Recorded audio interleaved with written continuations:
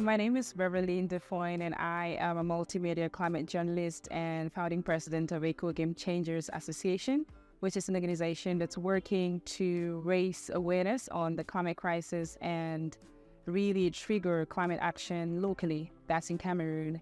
And I'm also a 2022 Mandela Washington Fellow, where I was placed at the University of Nebraska-Lincoln, and a PDE Fellow as well. That's a professional development experience, where I was placed at Planet Forward, which is a media project of the George Washington University School of Media and Public Affairs in Washington, D.C. So for the past 4 days, from the 12th to the 15th of June 2023, we have had an intense experience of environmental storytelling training for journalists in Cameroon. More of an experience or journey to get them to be able to identify and tell more climate and environment stories to raise more awareness on the issues of climate change and how people are generally responding to this crisis. So it's been a knowledge-packed 4 days where we had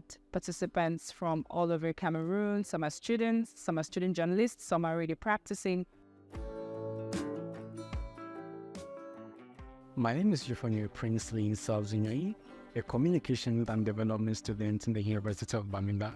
Equally privileged to be a participant of the Environmental Science Storytelling Project for journalists in Cameroon.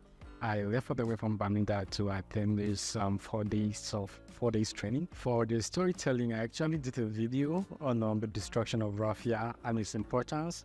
I am called Gladys Asogwana, a multimedia journalist working with the Cameroon Radio Television. Also a news anchor and news reporter. I love telling stories about health, environment, community affairs, and government action. I didn't think I was going to be part of this till the end, or actually be part, given my tight schedule, but I was able to pull through and also come up with a story, working with the editors at Planet Forward, like we had Aaron and also Dr. Imani, and hearing stories from Frank and all the others.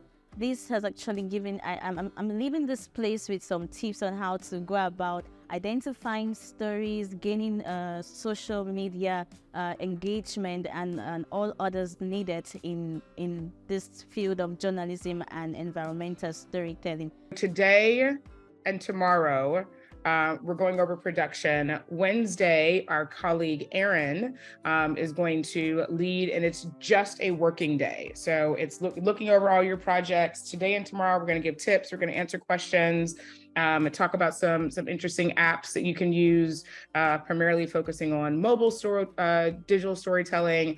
And then Thursday, for those whose projects are completed, or at least at a place where we can share out, we'll use Thursday as an opportunity for us to share. It's just been a wonderful experience every single day, where we really had like a hands-on workshop where we had Dr. Imani, who is the lead trainer for these workshops. Initially, this was supposed to be on site because she was supposed to come to Cameroon and conduct these workshops physically, but due to issues beyond our control, she couldn't make it. So we had to improvise and make it hybrid. So we all gathered together in Yaoundé, Cameroon, and joined her via Zoom. Technology has made it possible for us to still have the training. So she was able to deliver the training on Zoom for the 4 days. And we also had other members of the Planet Forward team join the call, like Frank Cessna, who's the founder of Planet Forward.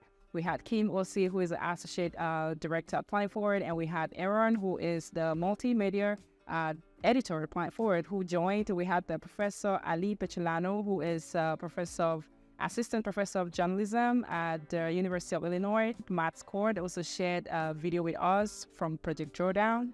And it's been such a knowledge-packed experience, I'd say. And we had participants working on stories. They had to bring story ideas. We workshopped on the stories. And as Saturday, the stories are almost ready to be published. So we can say that we have about 10 stories that have been workshopped on. And they've had really constructive feedback from the trainers. And they have all created profiles on the Planet Forward website, which would now be the point where they would get their stories published.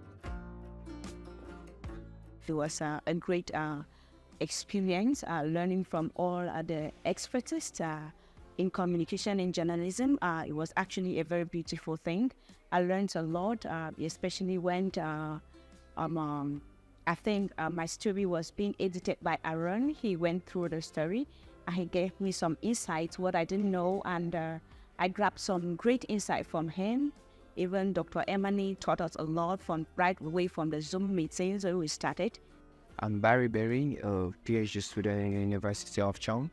I'm studying forest management and biodiversity loss in the Congo Basin. So that is about, I'm a climate activist, climate and gender activist in Cameroon who started from 7 years. It's really like a dream come true, because being an activist since I was 7 years, I couldn't believe that there are many ways we could express our activism and our advocacy. And this opportunity has really made me know that there are many ways we could tell our stories. Like they always say, your personal story means you are the author of it and you're the only one who understands how it goes. So it was really, really a good experience having to diversify with many people of walks of life, journalists, we see advocates, we have engineers, we have entrepreneurs who really shared their part of the story. After these 4 days, I feel stressed, but I feel rewarded at the same time. So it's been stressful, but rewarding at the same time for me, because just being able to see environmental storytelling becoming a thing is already, for me, big success, because environmental storytelling around here is really limited.